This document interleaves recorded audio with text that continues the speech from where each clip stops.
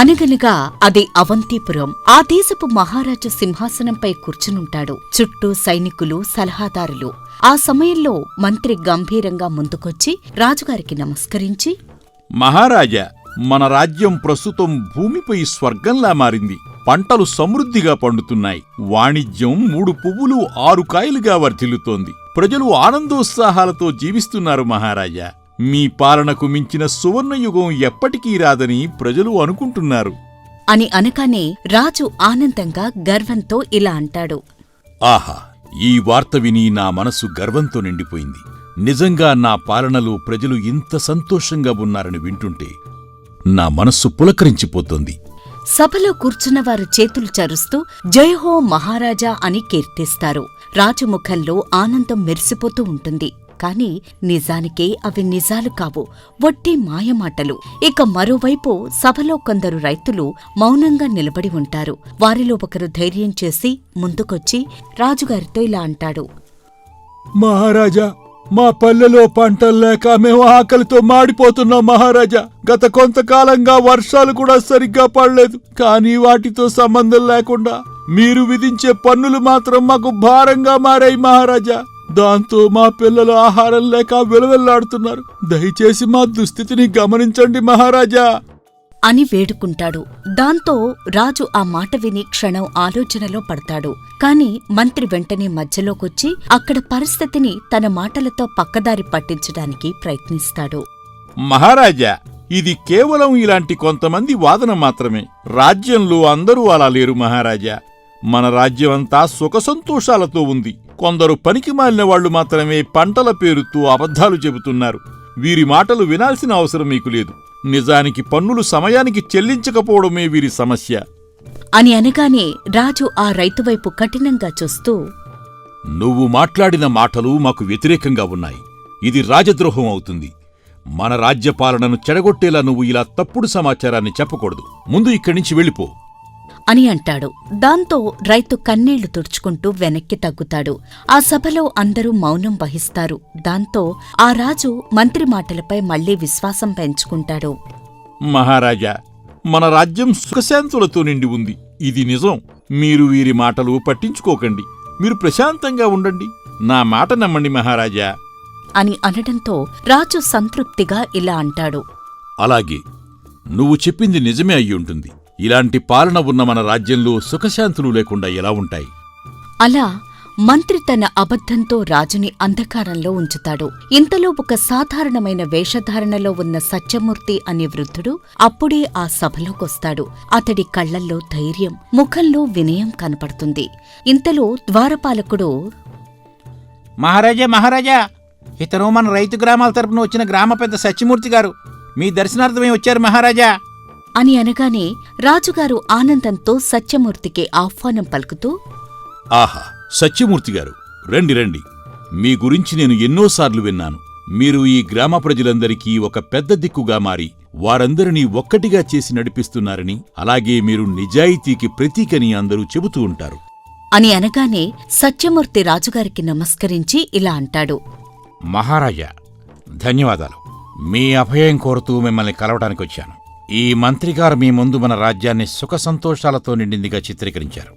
కాని నేను ఆయన ఎవరైతే సంతోషంగా ఉన్నారని చెప్పారో అదే గ్రామాల నుండి వస్తున్నాను. అక్కడ నిజంగా ఏం జరుగుతుందో మీకు వివరించడానికే వచ్చాను మహారాజా అని అనగానే రాజు ఆశ్చర్యపోతూ సందేహంగా మంత్రితో ఇలా అంటాడు. ఏమిటి మంత్రివర్యా ఇది? ఇప్పటివరకు మీరు చెప్పింది వేరే. ఇప్పుడు ఈ గ్రామ పెద్ద సత్యమూర్తి గారు చెబుతున్నది వేరు. అసలు మన రాజ్యంలో ఏం జరుగుతోంది? నేను ఎవరి మాట నమ్మాలి అని అనగానే మంత్రి చాలా హాస్యాస్పదంగా ఇలా అంటాడు. మహారాజా, సత్యమూర్తి ఒక గ్రామ పెద్ద మాత్రమే. అతను తన సొంత గ్రామానుభవాన్ని రాజ్యం మొత్తం పరిస్థితిగా చెబుతున్నారు. అతని మాటల్లో మిమ్మల్ని మోసం చేసే ప్రయత్నం తప్ప అందులో ఎటువంటి నిజం లేదు మహారాజా అని వ్యతిరేక ఆరోపణలు చేస్తాడు మంత్రి. దాంతో సత్యమూర్తి చాలా శాంతంగా స్పష్టంగా ఇలా అంటాడు.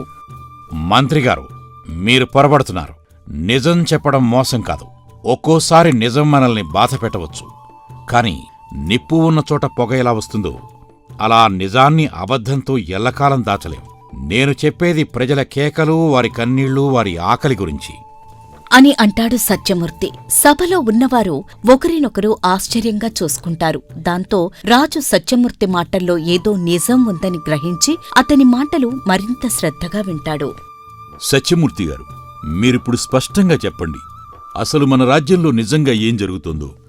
మహారాజా, పల్లెల్లో వర్షాలు పడక పంటలు వాడిపోయాయి, రైతుల పొలాలు ఎండిపోయాయి, ఇంటి పిల్లలు ఆకలితో ఏడుస్తున్నారు. అయినా పన్నులు మాత్రం కఠినంగా వసూలవుతున్నాయి. కొందరు అప్పుల కోసం తమ గృహాలు అమ్ముకుంటున్నారు, కొందరు ఆకలితో చనిపోతున్నారు.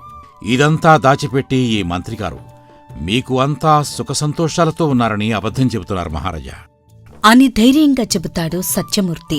దాంతో రాజుగారి కళ్లల్లో ఆందోళన కనిపిస్తుంది. సభలో గుసగుసలు వినిపిస్తాయి. ఇది గ్రహించిన మంత్రి సత్యమూర్తిపై కోపంతో ఇలా అంటాడు. మహారాజా, ఇవన్నీ పచ్చి అబద్ధాలు.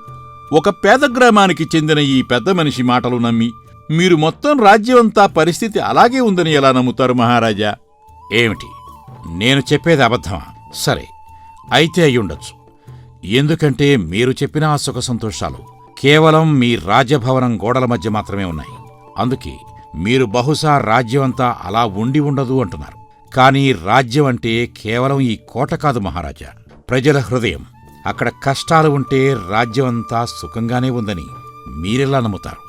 అని చెప్పడంతో ఆ రాజసభలో వాతావరణం మారిపోతుంది. రాజు సందేహంలో కూర్చునుంటాడు. ఒకవైపు మంత్రి తన మాయమాటలతో రాజును ఆకర్షించాలనుకుంటాడు. మరోవైపు సత్యమూర్తి నిజాన్ని వినిపిస్తూ ఉంటాడు. సభలో నిశ్శబ్దం నెలకొని ఉంటుంది. మహారాజా, నేను మీతో చెప్పిందంతా రాజ్యం యొక్క వాస్తవ పరిస్థితి. రాజధానిలో పండగలు జరుగుతున్నాయి, అంగళ్లన్నీ కిటకిటలాడుతున్నాయి, నిధులు బాగా వస్తున్నాయి. ఒక్క సత్యమూర్తి చెప్పిన మాటలతో ఈ మొత్తం రాజ్యం బాగోలేదననుకోవడం మూర్ఖత్వం అవుతుంది మహారాజా. మహామంత్రి, రాజధాని వెలుగు చూసి మీరు రాజ్యం వెలుగుతోందని అనుకోవడం పెద్ద తప్పు. నిజానికి రాజ్యం అనేది సరిహద్దుల వరకు విస్తరించిన పల్లెల్లో ఉంటుంది. అక్కడ ఆకలితో పిల్లలు ఏడుస్తూ ఉంటే ఇక్కడ మిఠాయిలు పంచడం ఎంతవరకు సమంజసమో చెప్పండి. సభలో గుసగుసలు మొదలవుతాయి. రాజుగారు ఇద్దరి మాటలు గమనిస్తూ ఉంటారు. సత్యమూర్తి, నీకు తెలిసింది నీ పల్లె వరకే. రాజ్యం మొత్తం గురించి మాట్లాడే హక్కు నీకెవరిచ్చారు? నిజం చెప్పడానికి ఎటువంటి ప్రత్యేకమైన హక్కు ఉండాల్సిన అవసరం లేదు. ఈ రాజ్యంలోని ప్రజల వేదన చూడలేక నేను వారి ప్రతినిధిగా ఈరోజు ఇక్కడికి వచ్చాను.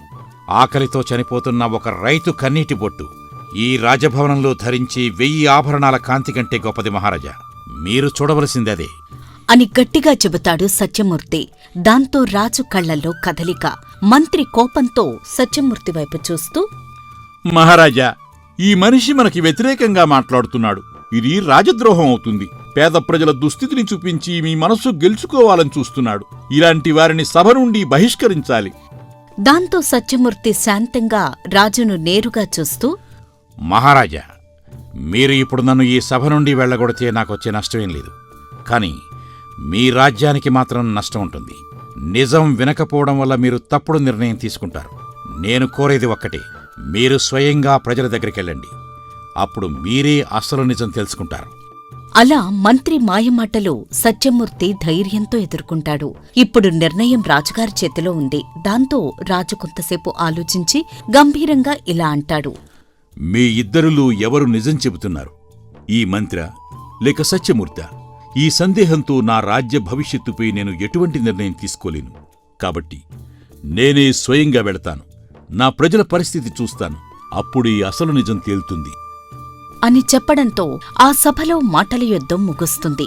దాంతో రాజు సభ నుండి లేచి సత్యమూర్తిని తనతో రావాలని సంకేతమిస్తాడు.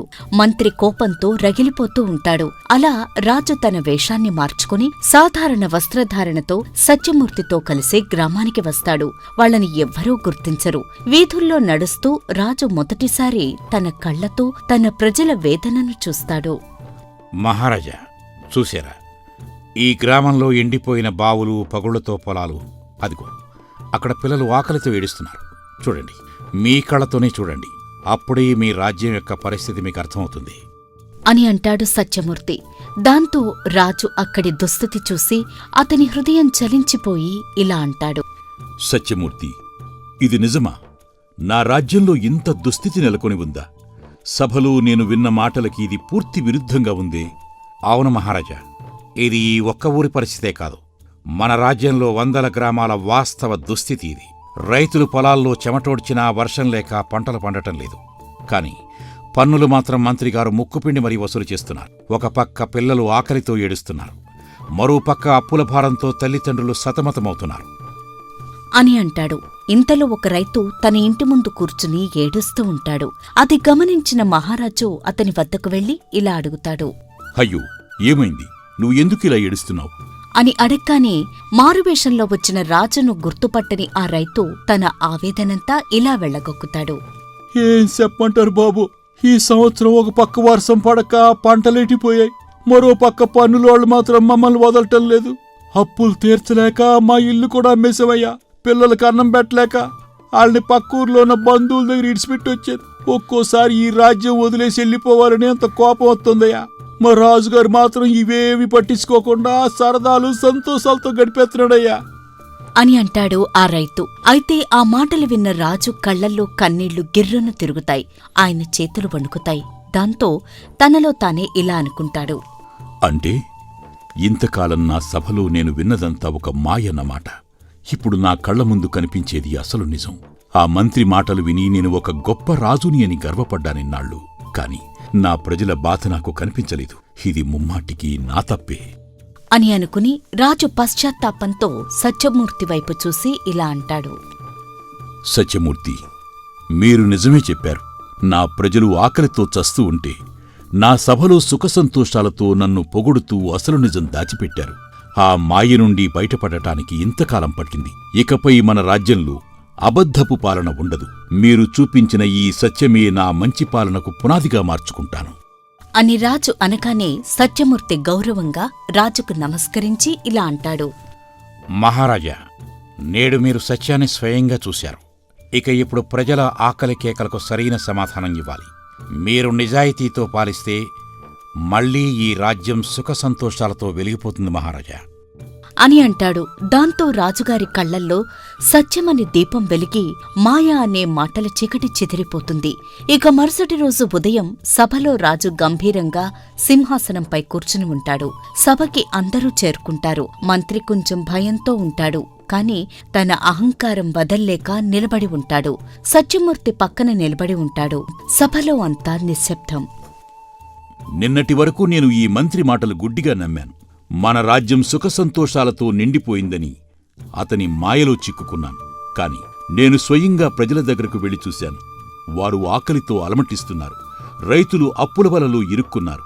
ఇది నా పాలనకే అవమానం అని చెప్పగానే సభలో అంతా గుసగుసలాడుకుంటూ ఉంటారు. మరోపక్క మంత్రి రాజుగారికి అసలు నిజం తెలిసిపోయిందని గ్రహించి, మహారాజా, అదంతా తాత్కాలికం మాత్రమే. మీరు చూసింది చిన్న సమస్య. మొత్తం రాజ్యం అంతా అలలేదు. నేను చెప్పేదే నిజం మహారాజా అని మళ్లీ తనని తాను సమర్థించుకోవాలని చూస్తాడు మంత్రి. దాంతో రాజు కోపంతో ఊగిపోతూ, మంత్రివర్య, మీరు చెప్పేది పచ్చి అబద్ధం. నిన్న రాత్రి నేను స్వయంగా రైతుల కళ్లల్లో కన్నీళ్లు చూశాను. వారి ఆకలి కేకలు విన్నాను. మీరు ఇంతకాలం మీ మాయమాటలతో నన్ను మోసం చేశారు. మీరు మోసం చేసింది కేవలం నన్ను మాత్రమే కాదు, మన ప్రజలను కూడా అని అంటాడు. దాంతో మంత్రి తాను చేసిన పనికి సిగ్గుపడుతూ తలదించుకుంటాడు. అప్పుడు సభలో నిశ్శబ్దం. రాజు సత్యమూర్తి వైపు తిరిగి, సత్యమూర్తిగారు, మీ ధైర్యం, మీ నిజాయితీ ఈ రాజ్యానికి కొత్త మార్గం చూపించింది. మీరు ఈ మంత్రి మాయమాటలకు ఎదురు నిలబడి అసలు నిజాన్ని బయటపెట్టారు. ఇకపై ఈ సభలో మీ మాటలకు విలువ ఉంటుంది. మీ సూచనలతోనే నేను ఈ రాజ్యాన్ని పాలిస్తాను. మహారాజా, నాకు ఈ గౌరవం అవసరం లేదు. నాకు కావలసింది ప్రజలకు న్యాయం. మీరు స్వయంగా సత్యాన్ని ఆధారంగా చేసుకుని పాలిస్తే ఈ రాజ్యం సుఖంగా ఉంటుంది. రాజు ధర్మం ప్రజల కడుపు నింపడం, వారి కన్నీరు తొడవటం అని అంటాడు. దాంతో రాజు గౌరవంగా తలవంచుతాడు. సభలో ప్రజలు హర్షధ్వానాలు చేస్తారు. మాయమాటలతో నిజం ఎప్పటికీ దాచిపెట్టలేరు. ఒక ధైర్యమైన స్వరం, ఒక నిజాయితీ గల హృదయం ఎప్పటికీ సత్యాన్ని వెలుగులోకి తెస్తాయి. అవి పేదవారి జీవితాల్లో వెలుగుని నింపుతాయి. సత్యమూర్తి చూపించిన మార్గం సత్యం, ధర్మం, న్యాయం. ఇది ఏ రాజ్యానికైనా పునాది.